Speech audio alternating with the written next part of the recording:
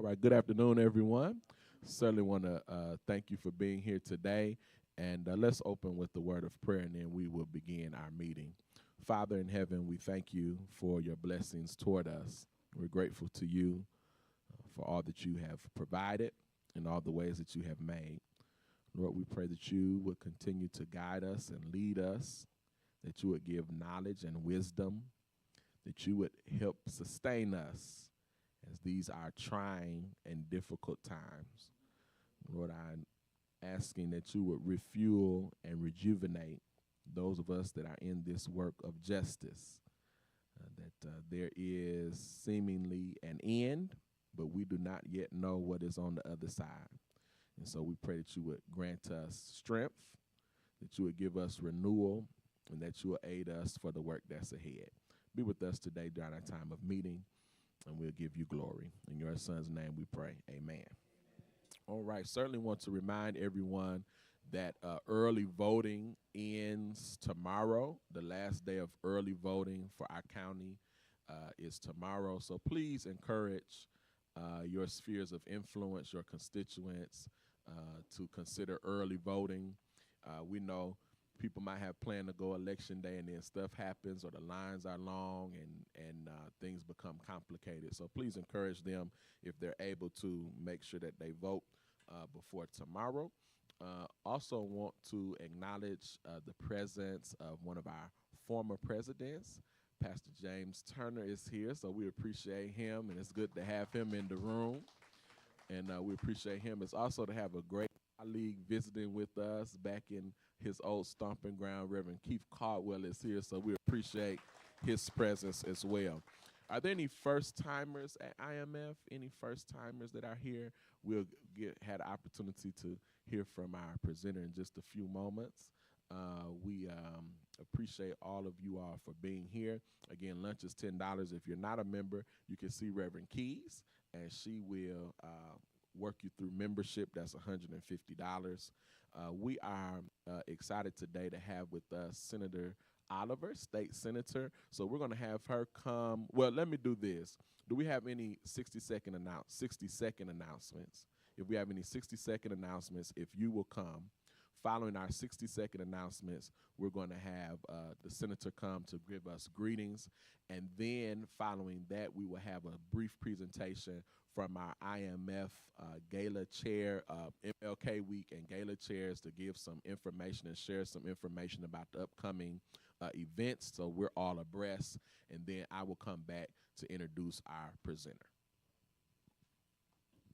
Thank you. My name is LaShawn Oliver. I wanted to thank you all for having me the last several weeks on behalf of Megan Berry for Congress. She came a few weeks ago and spoke to this audience and answered questions. But November 5th is the last day to get out and exercise our civic duty and vote. Ancestors fought hard for us to have that voice. But when they cracked our districts a few years ago into 3, they did it knowing that if we did not turn out and vote, and they expected it, that they could continue to keep those seats that they have today and do no work for us. But if we go and vote, we will win seats. And so I have an event coming up this Saturday. If you're interested, let me know, and I'll get you the information. And I need people on Tuesday to go and cheer on voters. So thank you.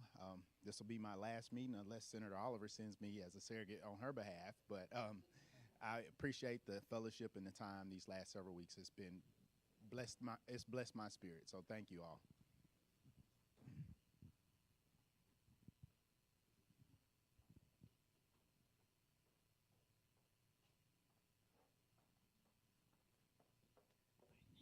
Good morning.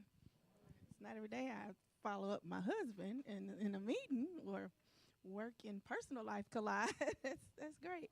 Thank y'all for having me. And I wasn't planning on giving any remarks. I just wanted to come and be a participant in community with my district and just see what the tea is going on at IMF. But I appreciate the space to just be able to address you all. I've been busy.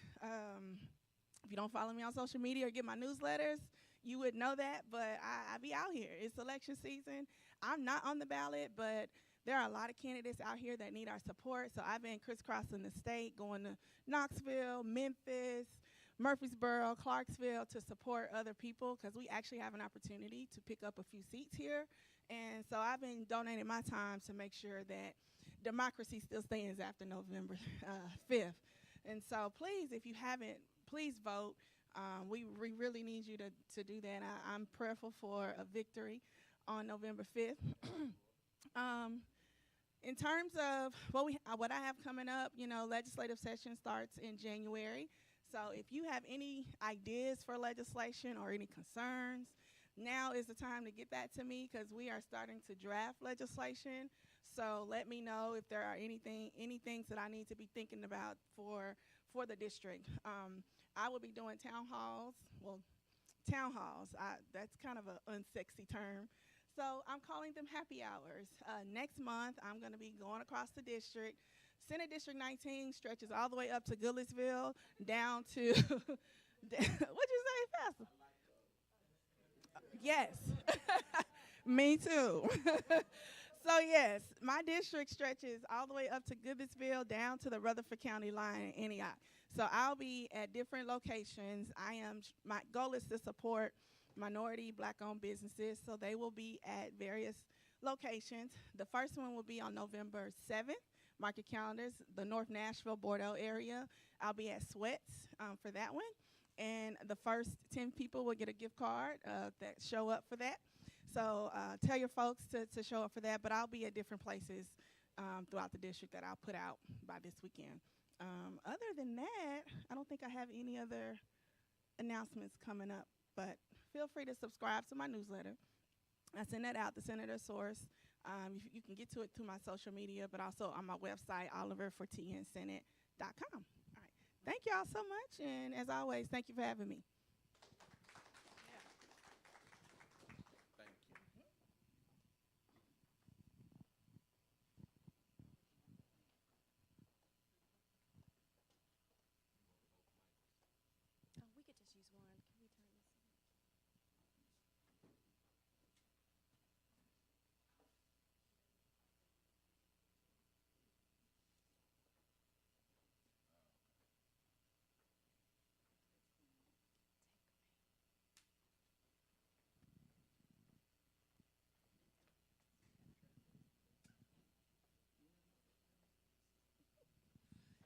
Good afternoon, everybody. My name is Tabitha, Cheryl Mays, the IMF Planning Committee Chair. and I want to thank you so much for this honor of being the chair. This is the third year for the gala, and any of y'all been to the gala before? Okay, yeah, we had our keynote for the first galas in the room, and thank you so much for your support. This year, the gala will be held on Thursday, January 16th, 2025. We have a great location this year for the gala. It will be at the Parthenon. And so we're taking the elegance up a couple notches by presenting the gala at that location.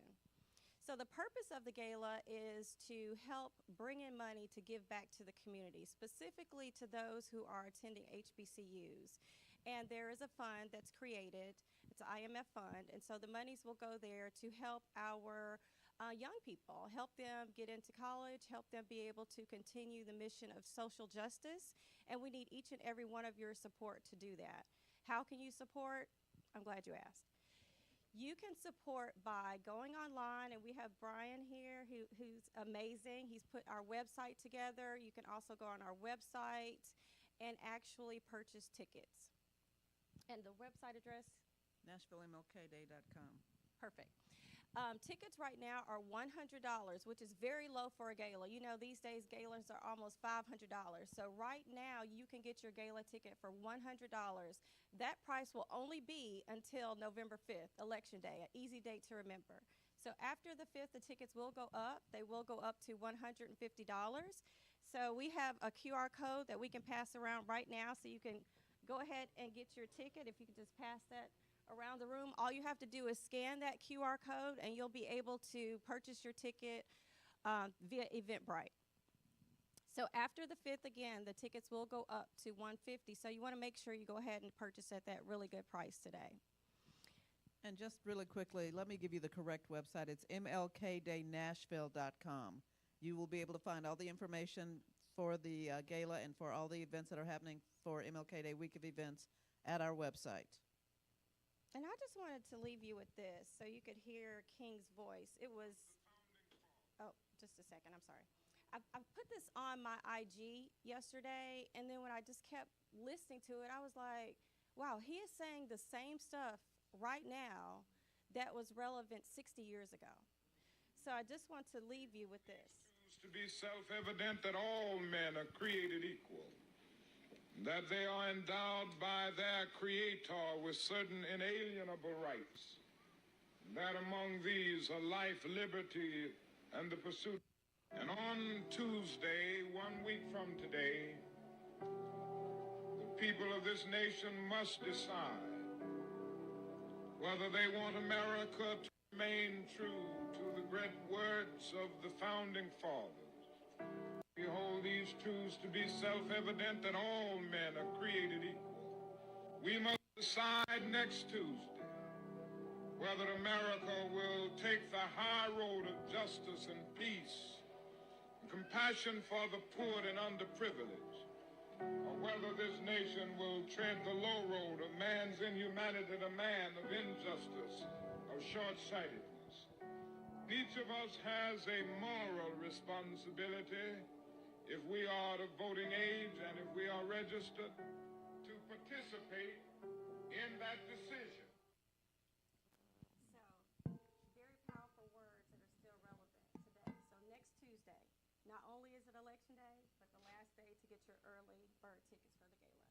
And just a quick reminder, early bird tickets sales will end next Tuesday, and those prices will increase. But please keep in mind that there will be no day of sales this year. We ran into an issue. Well, it's not really our issue. It is a specification of the location where we will be. We cannot sell tickets the day of the event. So suggestion to everyone, make sure you get your tickets in advance, because if you just show up that day expecting to be able to pay at the door, you're going to be taking a lovely walk around the park, but you won't be able to get into the event. And also, a quick announcement, our keynote speaker for MLK Day, the week of events for the convocation this year, is Dr. Daniel Black. He is he's an author, and he is an activist, and he's also the professor of African American Studies at Clark Atlanta University. He's an amazing speaker, and I think everyone will enjoy that the keynote speech. So keep checking our website for updates on how you can get involved. We love volunteers. We'd love to have folks volunteer to help us during this time. Join us if you can. If you feel like you must do some civic duty, we'd love to have you. Thank you all. Thank you. Questions? Volunteering looks like what you want it to look like. We have several events. We have a week of events that you could volunteer for. If you go to our website and sign up to volunteer, you will be able to select the event that you'd like to volunteer for. And our volunteer coordinator will reach out to you with more specifics on times, locations, and things like that. I'd love for you to volunteer for the gala if you'd like to. So setup help, registration, table help, help with getting everything broke down,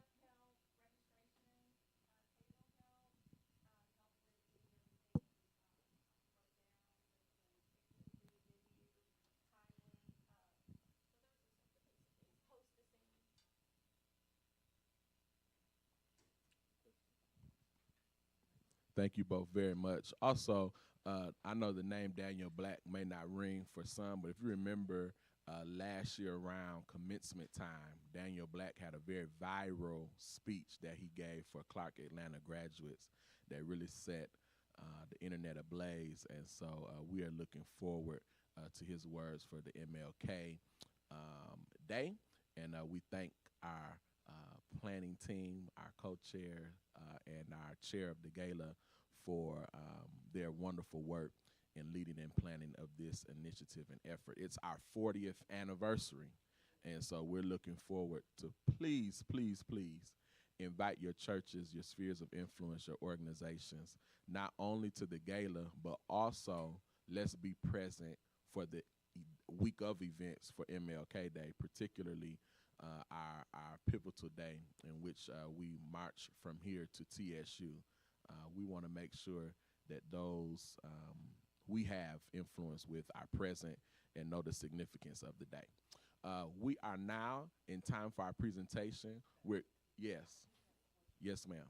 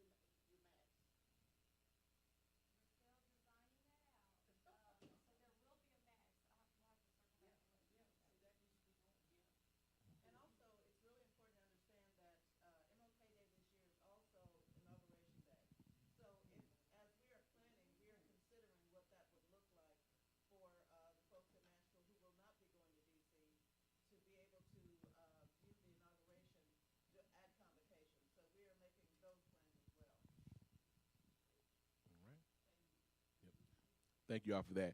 We know that we have a sister organization in the NAACP here in our city.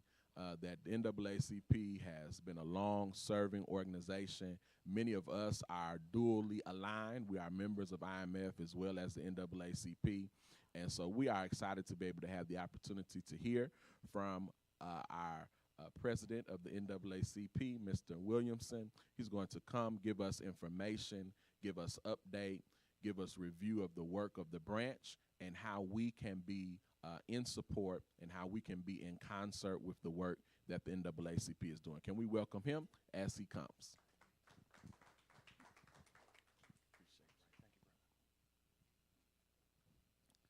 Good afternoon, everyone. As we get the PowerPoint pulled up, it is a few slides, so I'll do my best not to bore you too much. But I have a few things I want to share with you all from our local branch. Thank you all for having me here. This is my first time. I usually watch on our stream. So shout out to my mom and other people that are watching near the stream. We're at the IMF now. So it's a blessing and an honor and privilege to be in front of you all here this evening. While we get that pulled up, it may say PowerPoint as an IMFPP, or it may just be the PDF. Either way, I can rock without it, but just in case, we're going to get that pulled up for you. A little bit of background about myself while we do that. I am born and raised from Nashville, Tennessee. Background: Temple, Church, Jolton Elementary, Kings Lane Middle before the name change, Head Magnet Middle, and I was going to go to MLK, but at that point they had a testing program and I missed it by 1 point, so I went to Nashville School of the Arts. The first year they started doing auditions, and luckily, thankfully, to the birthday just passed, Mr. Richard Griffin was my band instructor, got me an NSA, and during that time went to Pearl Cone High School to play in a marching band for a few years over, arguably the best band in the city during that time, whatever. We'll take it. Well, I'll take that. But after that, I took my efforts to, it's okay. I took it to, I'll get my computer, to Middle Tennessee State University. Much love to Tennessee State University. My family and friends and everyone went there, but I figured the best place for me to separate from any distractions was to go a little bit down the road. So I went to Middle Tennessee State. After that, graduated, came back here to Middle Tennessee, joined the Urban League of Middle Tennessee. Shout out Clifton Harris. And that was a great learning opportunity through the YP, the Young Professionals of the Urban League of Middle Tennessee. That was a great opportunity. And then I said, well, my efforts and energy, I'm concerned about civil rights. I'm definitely supportive of history and the advocacy work that has been laid here for generations. Where else can I lend that? Back at MTSU, I joined the collegiate chapter in 2006. And I just learned so much, went to executive board and committees there. Thank you. And it was great, but I felt like I needed to contribute back here home to Let me see, it's over there in my back, to Middle Tennessee. And I joined the Nashville branch of the NAACP, got on a few committees, because we have over 21 committees that are in my PowerPoint here. And with those committees, aligned with different groups and people to build out current status from there. Was elected, voted into our executive committee as the first vice president. And if you haven't known or looked around from then and now, we've had a shake-up, a adjustment, if you will, a transformation since then. And the Lord has blessed me to be in this current state of president of our Nashville branch. So that fast forwards us to this amazing year and time and place and space that we are in now. So with all of that being said, I am here just thankful for this opportunity and want to provide a little background once we get this rolling on our next agenda for this upcoming year, 2025, what we're currently doing, and just how we can better facilitate and be a partner here in Nashville, Davidson County. So let me get it rolling. Should come up. Just spinning on the screen here. All right, so as that does what it needs to do, we'll figure it out. Have 3 bullet points we're going to hit in the overview. What does the Nashville NAACP do? What is our strategic plan and agenda? And how can IMF strengthen its relationship with the NAACP? Our mission, specifically of the National Association for the Advancement of Colored People, is to secure the political, educational, social, and economic qualities of rights, to eliminate race-based discrimination, and ensure health and well-being of all persons. This is not something new to, I do not believe, anyone here, but it is something that we stress. That is our mission. It's on the website. It's on our branch website. It's our overall mission. The vision behind this is to ensure a society in which all individuals have equal rights without discrimination based on race. I may not need the mic. Can you all hear me well without the mic? I need the mic? Yes, sir. Thank you so much. So our goal here is basically to advocate and show initiative towards these ventures. And it's pivotal. As you know, since 1909, we've had a host of different struggles and things of that nature, but it is our goal to overcome those collectively in our partnerships and our unions. Next slide, as you don't see on the screen here, unfortunately, but I'm going to read them over anyway. I have them here on my phone. The services we provide, they convey things such as ideas, programs, products, or services that are usually carried out in discussions or forums to executive committee members and general body members. Now, with that, we have community outreach, policy reform, program development, and resource advocacy. And these things, they vary from year to year, from committee to committee. As I mentioned briefly here, we have 21 committees, a host of different committees that basically, they're the lifeblood of our branch. My role specifically is to advocate, the figurehead, if you will, to be present in different initiatives. So that goes to our vice presidents and things of that nature, our officers, if you will. Our executive committee oversees those type of things, manages, gives recommendations, things of that nature. Our lifeblood, how we move and move around, is strictly through our committees. We have 21, a host of those. I had a list on this screen. I'm so sad about my PowerPoint, y'all. My apologies. It's on my phone, but it's not for the screen, and we're going to keep rocking. I appreciate y'all diligence there. So next thing, besides what we do, we have a strategic plan. Thanks to Dr. Judy Cummins. She's not here with us today, but I'm sure you all know of Dr. Cummins. Last year, we put together and implemented and got approved and accepted for our strategic plan. Since then, we've been making updates over 2024, and I had 6 steps pinpointed to show you guys, but I'll just read them here. The first step in our strategic plan is developing an organizational structure for staff and volunteers, establishing an onboarding program, and accompanying manuals and programming for executive committee members with annual reviews.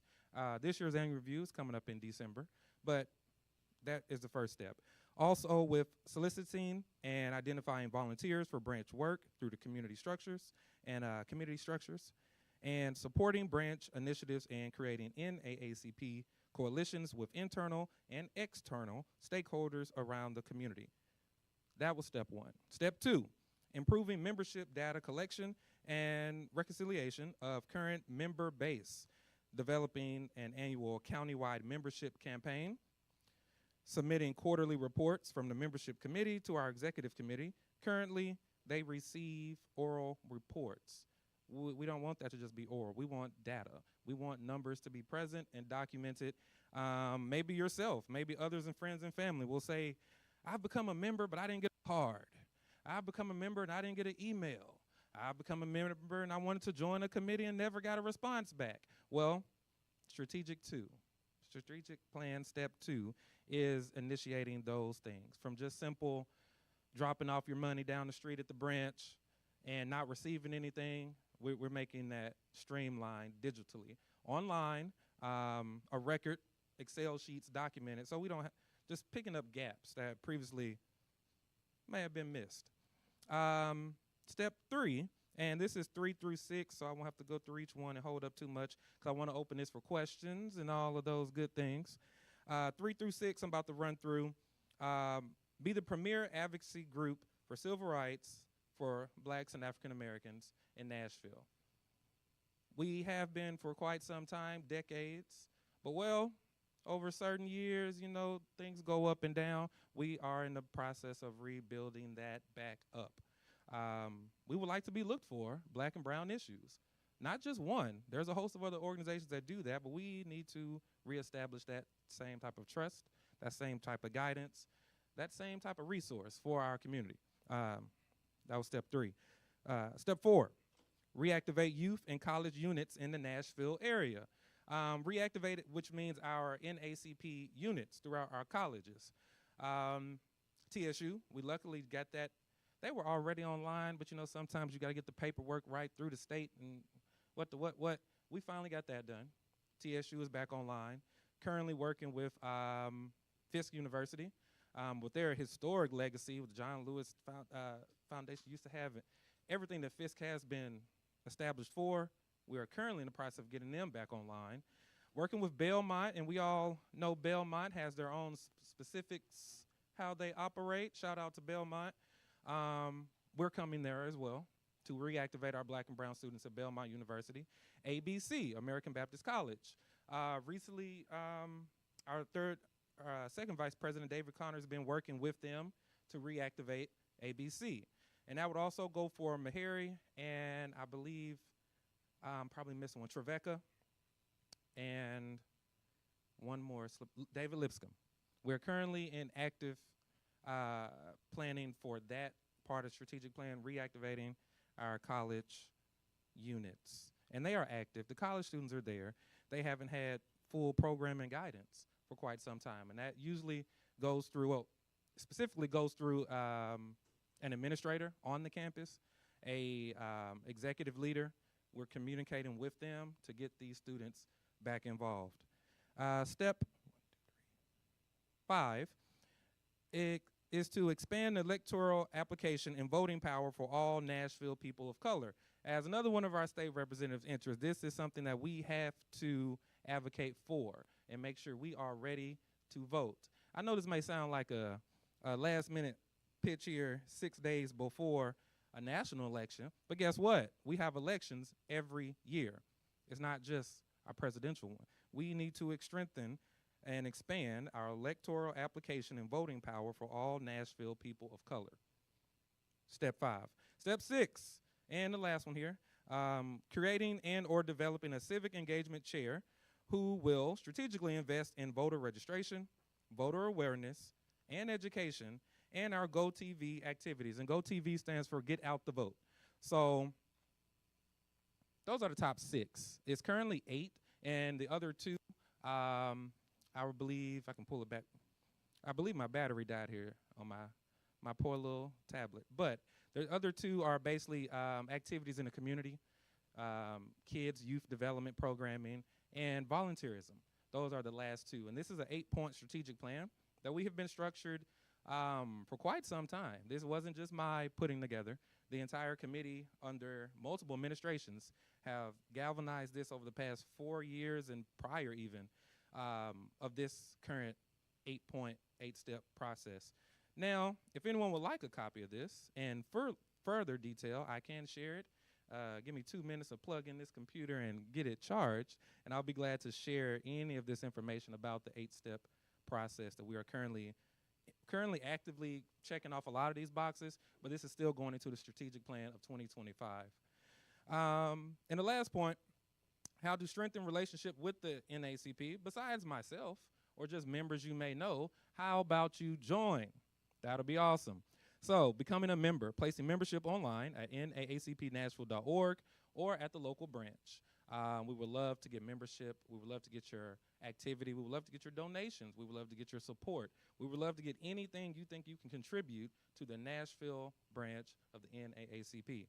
That's how we can strengthen that relationship going forward. All ideas are open. I'm not concerned with how you stand, how you vote, as long as you do, what you think. If you have an opinion or a view that you think can be shared to the benefit of the black and brown people of this community, please, by all means, reach out to me, our Vice President Timothy Hughes, or any of the officers in leadership, or just go online and submit the request through naacpnashville.org. We'll be so glad and grateful to receive and get it to the proper channels. Just a few of the committees. I said we had 21, so I'll mention some of them here. AXO, which is, for looser words, it is a talent program for our youth and young adults. And the program is seriously in its redeveloping stages. We're on the 3rd year of having it, and we wanted to make sure we had a platform where kids can be highlighted, where they can show their talents and skill sets and be able to advocate for them here in the Nashville branch. It wasn't just our idea. This is a national initiative that every year, a winner or so from the AXO competition goes to our state convention, and they put on their show, their arts and talents to the world. Scholarship money comes from that, funding, research, a host of things come with that. It's on our website, naacpnashville.org. There's information about the AXO competition. We have communications. I think I got it up now. I think when I hit the expand, it said forget that, and it shut it all down. But it's all good. See what happens? I was doing too much. I hit too many buttons. But yes, what is it? TV. Okay. But yes, the AXO competition, communications, civic engagement, environmental justice, education, health equity, housing, legal redress, membership, political action, youth works, and more. These are just a few. I didn't do the math. What's it, like 9 or 10, 11 of our committees? We have 21. Some of those are active. Some of those are not. If you see one and think, hey, I haven't seen too much activity in it, guess what? You probably need to come and make them active. That'll be awesome. That'll be super helpful and great.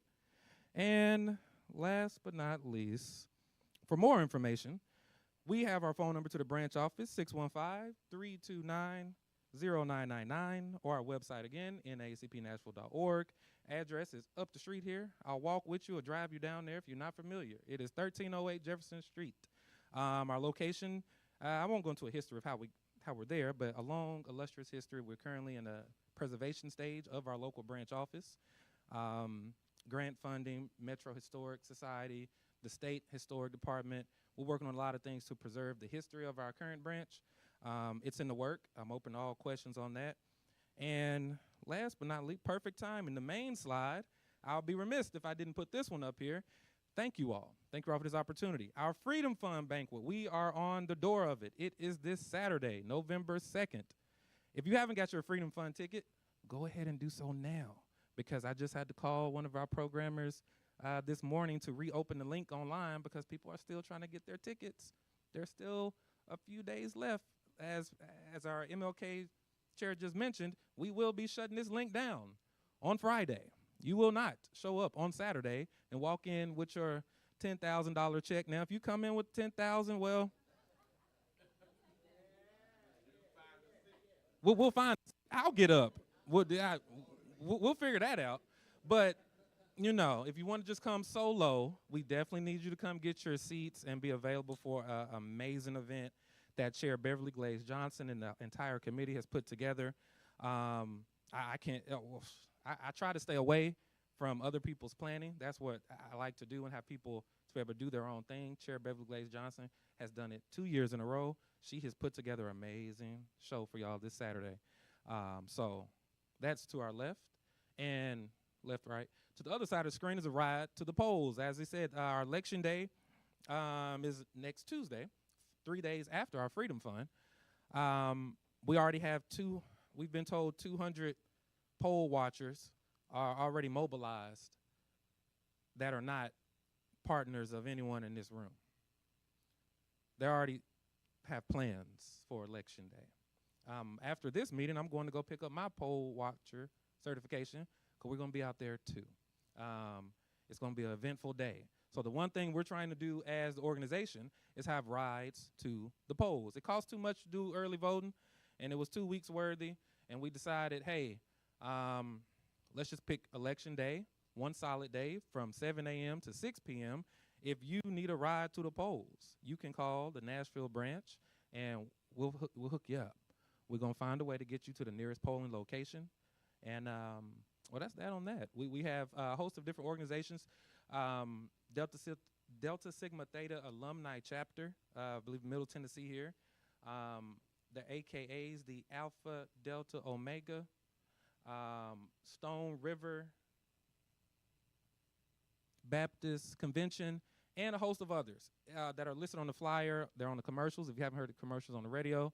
And we're welcoming any other partners. If you have a van, bus, transportation, that you can, donate some time and resources on election day, an hour, 2 hours, the whole entire day, that would be super. We would love that participation to make sure we're doing our civic part, to make sure people have a ride to the poll on November 5th. And with that, that is the end of my presentation. I do apologize again, y'all, for the breakdown, my little overview, my little mission and vision. I had a little background and some visuals for the communication policy, our strategic plan steps 1, 2, and 3 through 6. And that was all. That's all you missed there. But thank you all for your time, and I'm open for any questions, comments. Thank you all for being here.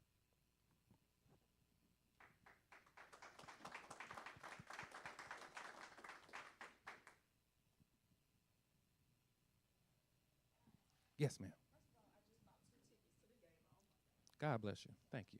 Thank you.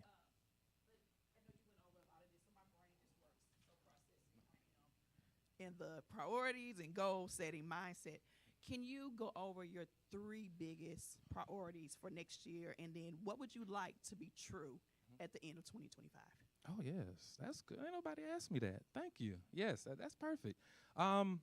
First thing, volunteerism. I would love first to get our service level back up of volunteers. Currently, one of our largest expenses is we're having to pay staffing. That's unfortunate.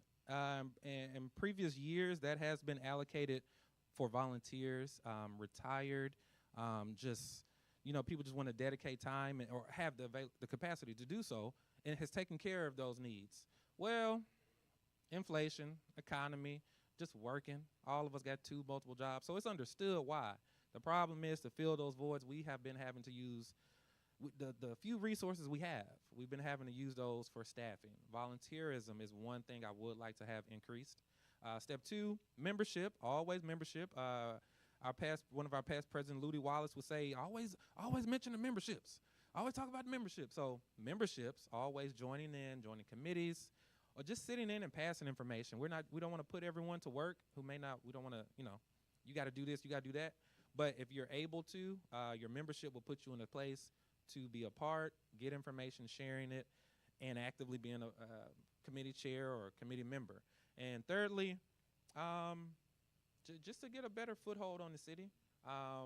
We're the capital city branch in the state, so that's great. But I still want it more robust. I want it bigger. I want it larger.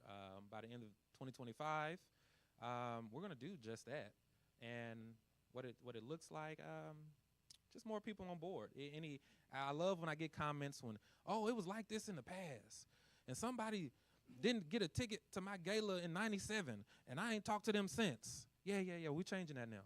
So come talk to me or someone else, and let's get you a seat at this gala coming up, and we'll do some partnering to make it square again.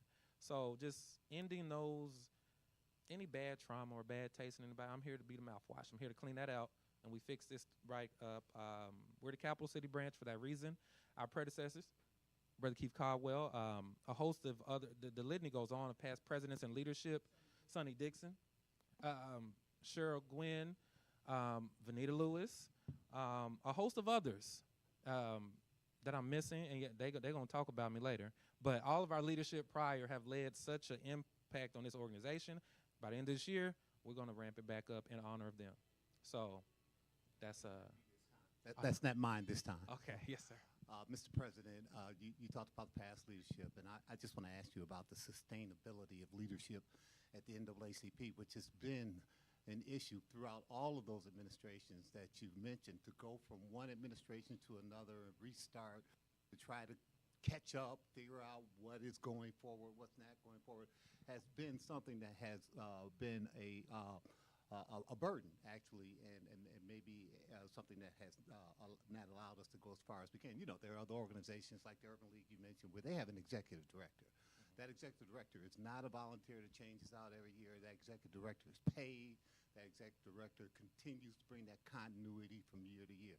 It has been argued, and I know it's a long question, but it's been argued that the executive director position would eliminate the need for those staff costs that you're currently incurring, and would also bring that kind of continuity that this city, I believe, deserves in its local branch going forward. What is the potential for that? Absolutely, a great question. Yes, in our bylaws and constitution, we do have a special location for executive director. We don't have any paid roles in the branch. I'm not getting a dime, except God's blessing to keep it going. But we have a special category for staffing, and that one main position is an executive director. We're looking into it. That right now, the going Glassdoor research of payment or allocations that can be given to that is too much than we can afford. Unfortunately, if we got some other resources and things, I won't name names, I won't do it, but if we got some other resources that could help and support that, we can implement that at the top of the year. The problem is right now, it's below budget of what that type of role would offer. Now, if we do have some people, by all means, that's willing to take that cut for such a pivotal, important role, we have plans to allocate certain resources that are gained from that role to go straight to that individual. Raise $200,000 for NACP Nashville. There would be a percentage that goes to that executive director, and so on and so forth. So it is very open and loose so far. How it's done is welcomed, and we're just trying to make sure it's equitable so whoever we can put in that role has a legitimate payout. So we just want to make it fair when that time comes. Yes. Recently, there was a mailer sent out with the NACP and Councilwoman Kimbrough voicing opposition to the transit referendum. Mm-hmm. I guess my question is, how do we ever get to the larger idea of collective consensus, coalitions, as we look at citywide issues, in that that statement kind of created a bifurcation of individuals calling other individuals, asking them what they thought about that, which ultimately creates some folks saying, no, we're not with that. We don't know what that is, but I don't know if that is what's best helpful for us. So how do we as organizations, or at least from, as it relates to IMF and NAACP, this idea of collaboration? Absolutely. One thing we mentioned earlier before the meeting started today, we would like to be talked to. Simple as that. If anything's going down or any concerns or any bills or any initiatives or any referendums, we would like to be talked to. When that doesn't happen, what they say, an idle mind is what? Okay. Well, when you leave our organization idle, when you leave lack of communication or connection to us about it, well, minds can be able to render. And when that happens, this is a result. Now, going forward, to your question, that's the goal. We don't want anything to be moved or done or voted on in this city unless the black community has a full consensus and understanding of what's going on, what's in it, what's not in it, where will we benefit, how would it be equitable. If that's not happening, well, we have a problem. If people don't know that, if I can go to District 1 today, which I am shortly after this, and I get my polling card to be official, and I ask my grandmother or my grandfather in District 1 or District 2, did you know about this? And they tell me, no, I had no idea. I have a problem with that. And with that, my statement was literally my statement. With that, reporter advocated that this is separate from the actual organization in his mind. He said, well, do you want to retract it? I said, we'll see. But let's see where it goes. And it went. And with that sense, our executive committee, 5 members of the executive committee, came and threw a meeting together, unconstitutional, but still a meeting together that expressed their views as well. I'm okay with that. I'm okay with adverse thought. I'm okay with agreeing or dissenting opinion. The only thing I'm not okay with is when we're not added in the conversation.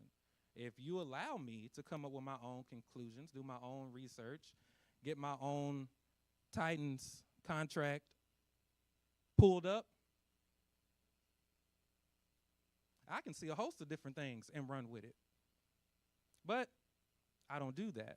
I allow other members of my committee, the organization, and the community to put their sides out publicly, and that's how we're rocking. So at this current moment, a day before the end of early voting, and with Election Day on the rise, we want everyone to go to the polls. And going forward for future bills and legislation, I think somebody would be great if we all could really talk about it first and really get an understanding collectively. But when that wasn't done, well, these things could be a problem. So that's where we're at currently. So I guess my problem is trying to get clarity around everybody. Black folk are not monolithic. I get that. And there's no need for that. Sometimes there need to be debate. But there was community engagement with the black community. There were several community orgs that did community engagement where there was overwhelming support amongst the black community for the transit plan. Absolutely. So when the NAACP says we're against it, that creates a ripple, not in the sense where, because there was what we thought was consensus. Well, yeah, it wasn't the NAACP. It was myself. And the reporter himself stated, my title is what made it confusing. My name was attached. The title of NAACP president is what made it sticky. Well, I said, well, we should take that off. Well, okay, let's do that. So it wasn't the NAACP. Technically, like I said a moment ago, 5 members of our executive committee voted for or in agreement to support. That was not brought to our general body, and at this current moment, has yet to be. So the general body has not made a statement. Haven't even been informed if they are agreeing or not. My statement was strictly mine. So it got sticky. It got people guessing. But still, to my whole statement and point, we were not communicated to. Not myself, because everything don't have to come to me. We have a host of vice presidents. We have a secretary. If someone has the email and would glad to show me where it came through, I would love to see it and see where it may have been missed. But at this current moment, it has not got to me. I would love to, please show me where, and I'll apologize if it did. But at this current moment, we have not had communication. The only communication we did have, I initiated. I reached out to Attorney Walter Searcy. I'm sure you're all familiar with Walter Searcy. And I said, hey, he said, I have a thought about transit. And I was like, you know what? I know your stance. I know your stance is against me. But guess what? I need you to come and speak to our executive committee and present that to them so they can hear an unbiased side, regardless of how I feel. Guess what he did? He came on a call.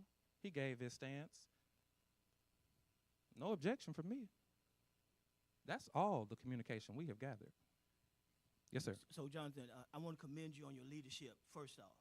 But everything should come through you as the president of the NAACP. It has to. It's not a matter of.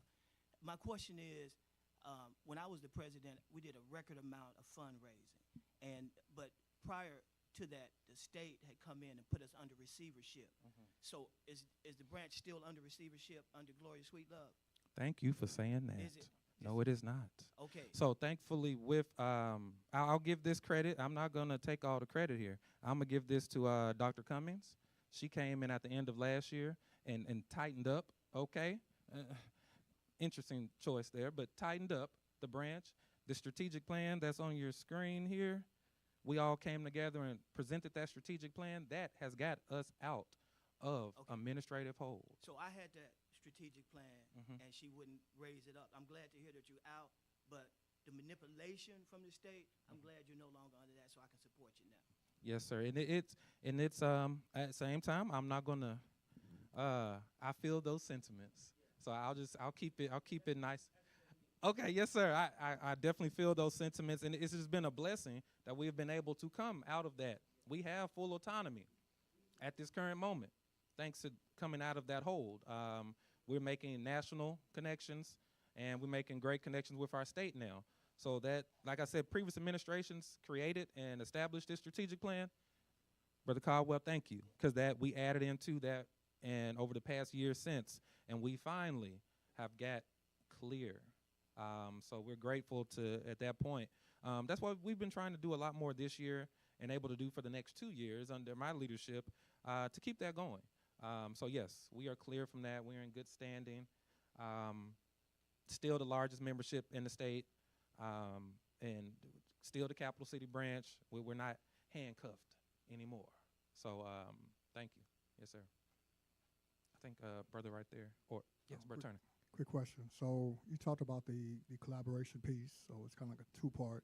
One, how many organizations that you can name that you are collaborating with currently, both grassroots and those who hang their hat on that they're a civil rights organization? And then do you see the future of a vision where some type of way you could gather all black organizations in Nashville to have some type of coalition? And that might just be my, being optimistic, to have a collective voice and some type of way, whether you meet monthly or quarterly or around issues, to have some collective voice around the black community so we won't be going against one another, and at least agree to disagree, but as a united force, instead of hearing different voices from different organizations, that we're all really on the same team, fighting the same causes, white supremacy. And so do you see that in the future of being open or trying to lead that effort in doing that and gathering all the black and grassroots organizations? Yes, absolutely yes. Jamel is right here. Jamel Kambaguchi here with us with the BNA and the Southern Movement. All of that. Our friends with the Equity Alliance, all of that. Oh, God, hold on. You done put me on the spot to name them all. Every other black civil rights or social justice entity in our city, we all need to come together on that, period.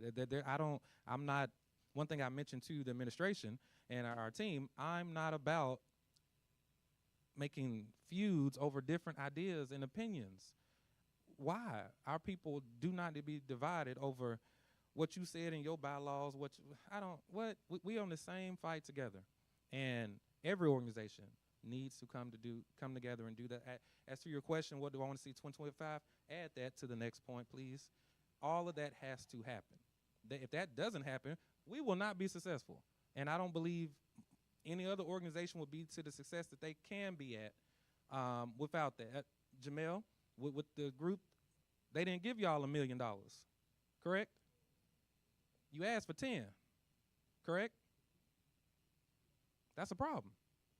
We need to be supporting you and making sure that's not an issue going forward. Every organization has to be a part, and I want to make that partnership happen. We're currently, we have an MOU with our Masonic lodges in Middle Tennessee. Our Mason brothers are helping us out greatly, doing a lot. We have our Greek, let me go over here, our Greek letter organizations, Delta Sigma Theta, Alpha Kappa Alpha. There's a host of others I'm probably missing, but again, our Greek letter organizations are partnering with us. We're all in this same thing together. So my goal is that coalition of black and brown. I've been talking to the Hispanic Chamber. I want our different nationality brothers into that as well. They're not just on certain parts of the city. They're not knowing anything. I'm talking about my biggest grievance are black people not knowing information.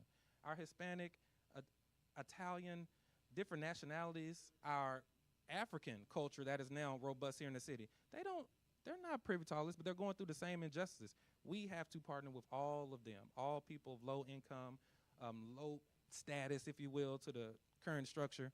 I'm for all of that, and I welcome all emails, all calls of how to partner, ideas of what to do.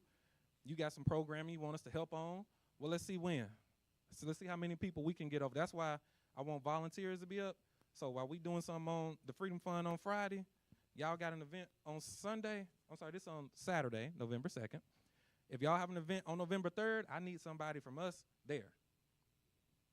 I have to have that. If that's not done in 22 years by this term is up, I'm going to be upset. And I may run again just so we get it done. So it's literally that's partnership all the way through because we can't do this by ourselves. And I don't believe we're 28% in Davidson County. 28 roughly, somebody throw me out, of blacks in Davidson County. We can't do that by ourselves. And we can't do that with 1% over here, 0.5% over there. And as with the transit ideal, I don't care if you disagree. Well, let's figure out how it benefits us. Let's figure out how it's equitable. Let's figure out how we can get some conversation going to make it better. I don't care if you disagree. I'm open to that. That's what democracy stands for. So let's figure it out collectively. Everybody. So I don't know if mine is actually a question. And yeah, it could be a question of kind of understanding how your administration will operate. So we're seeing a shift in representation that is troubling for me. Representation means for me that I might have my own opinions, but I represent the opinions of those who I'm representing. And as a pastor of a church, I have to understand also the very delicate walk and very thin line that my voice means for that organization. So I can't say at the mic, well, I'm Gordon Jones, the senior pastor of Riverside, and I don't believe in Jesus, but my members believe in Jesus. It's really a thin line. I have to say, I no comment because my personal comment, but that is troubling for me, and I'm not saying towards you, just in general to see people are saying they represent me, but they make public statements with the office I give them, and it's different from what I'm saying. That makes sense? I don't know. And so, sometimes we just can't speak to certain issues because it's not what the audience that I represent speak to. And even though it might be, I'm strong against it, but because there is no time that I stand up, even I'm here today as I speak, I'm really representing my church. 'Cause if it wasn't my church, I wouldn't be here. So I'm just trying to understand how your administration see that, because to be honest with you, a new person in the city, when I heard your comment, I thought that was the comment from NAACP. To be honest, I didn't know it was your personal comment. Absolutely. So I'll form that statement as a question. You're absolutely right. Fortunately, I said my comment, and I'm standing on it. Going forward, I have to walk delicate. Absolutely. I agree. I really don't have a rebuttal for you or a pushback. I definitely think so. Yeah, it was a long reporter that gave me a question. And even with the funny part, he called Monday and was like, hey, can we, you want me, I didn't do that. Can we take your, I'm sorry I put your title on there, man. Can we take that? I was like, I think it's a little bit too late now, but it's cool. It wasn't cool. But nonetheless, I'm not tripping over that. I definitely agree. I really don't have a rebuttal for that. So you're absolutely right. Certain things can be said and cannot, and that's fair. Absolutely. Absolutely. This one right here is one that will not make or break this city. No, it won't make or break our community. And we'll just see what happens with it next week, in a few days. But in the meantime, we have a lot of more work to do that I believe is more pressing. But we have a lot of more work to do collectively. And I'm united with everyone of all backgrounds, parties, and tone, color, and creed to make sure it happens. So I'll make sure I'll be a little quiet next time. But appreciate you, sir. Yes, sir. Let's thank President for being with us. Appreciate you. And certainly anyone, as those of us have gathered that are in the leader seat, leadership is not easy. And leadership is a responsibility to bear. And so we all have learned lessons along the way. And so I appreciate the humility and the acceptance. And this is the kind of discussion and help that helps sharpen and sharpen what we need to do as leaders. And I just want to echo and add that I know we might have differing philosophies, but we can help inform each other about what's going on in our community. And as sister organizations, I think that if IMF is doing something, NAACP is doing something, we need to make sure as organizations we keep the lines of communication open with one another. That if they don't call IMF but they called you, we can work together and make sure that we as a community are represented and informed well. So I think we all can make that commitment to one another and not allow any outside influences to splinter or to peel us apart. That's wonderful. Next week, Professor Marbury, Dr. Marbury, he just tipped out. He probably just didn't want to give this index, but he'll be preaching next week. It's the first Wednesday of the month, so Dr. Marbury will be preaching. And just to give everyone a heads up, what we're doing is we're going through our executive leadership. Each of them will be sharing a sermon, and then we're moving to our former presidents that we haven't heard from in a while. So our former presidents, we're calling their names. So we're going to be calling Jackson and Turner and Love and Thomas. And yeah, we're going to get on your calendar. We're going to let you, we'll get all of that together. But we had a wonderful idea to make sure we hear from our past presidents that we haven't heard from in a while to share in the preaching moments as well. All right, let us pray. Oh, God, we thank you for collaboration, and we thank you for unity. We thank you for the ability to work together, because one can put 1,000 to flight, but oh, what we can do together is so much more. And we pray, oh God, that you would continue to allow us to unite and be a united front, regardless of the names of our organizations, so that those that don't have a voice can be heard. And Lord, we pray that you would give us insight to when those who seek to splinter and divide us are working, we will be clear and we will have spiritual insight. We'll have discernment to know what it is we need to do. Give us the spirit of Issachar that we might understand the times. We thank you and we praise you. It's in your son's name we pray. Amen.